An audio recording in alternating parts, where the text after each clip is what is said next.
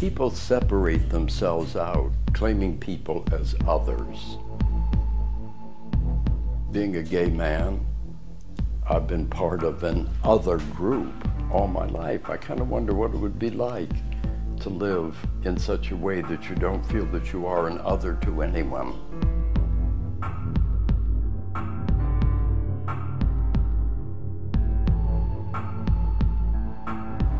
The FDA has imposed a lifetime ban on gay donors since 1983. The federal government today approved the first blood test to help prevent the transfer of the deadly AIDS virus through blood transfusions. Improved testing has led to calls to lift the ban.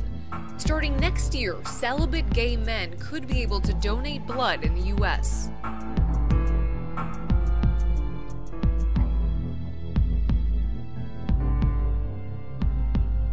The FDA is taking a bold step. There's been a discriminatory policy in place, and a change is in fact happening. It's historic, but it doesn't do enough, and it's not actually fair. How many gay men do I know that are actually going to be celibate for 12 months? Gay men that I know that are married, that are monogamous with each other. What actually seemed like something that was a step in the right direction,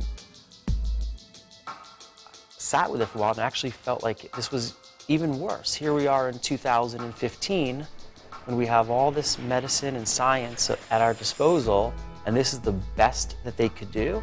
This is both a science issue as well as an equality issue.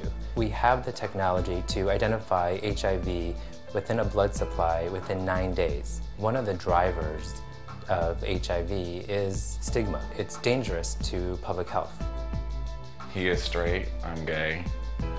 If my identical twin needed blood, being his perfect match, I would be turned down.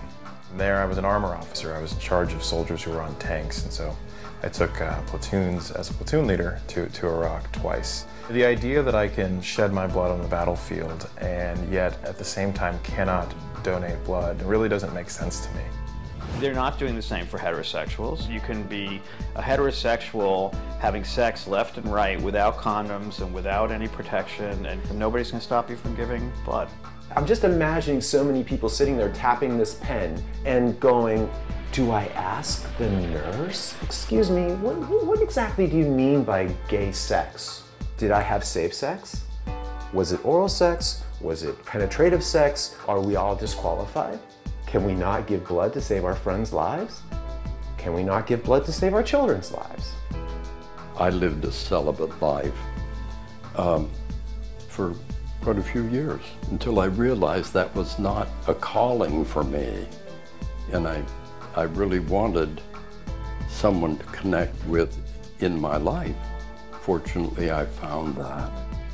We both identify as transgender males and therefore would be ineligible to donate blood, but probably we're not necessarily who the FDA had in mind when they were trying to filter out potential blood donors. Back in Nigeria, the only time I would see blood was when either my friends were sick in a hospital or they were being beaten up because they were gay. If I cannot donate blood to save lives, at least I can donate blood for art. When the blood ban happened, from day one, it struck me as deeply troubled. Anything that singles out gay men, it's all wrong. It's troubled and wrong. And it always was.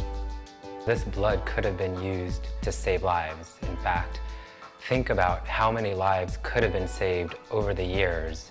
Millions and millions of lives could have been saved with the blood donated by gay and bisexual men. It is a spiritual thing. Sharing and giving blood is really more than symbolic. It's the real aspect of bringing all people together. All human beings are one in their blood.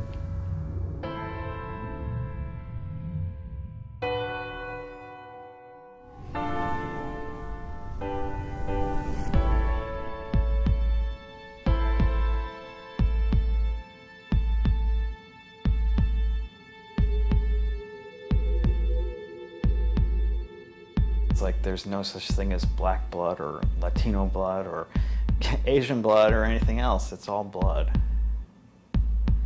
But I do like what somebody said, that gay blood is love.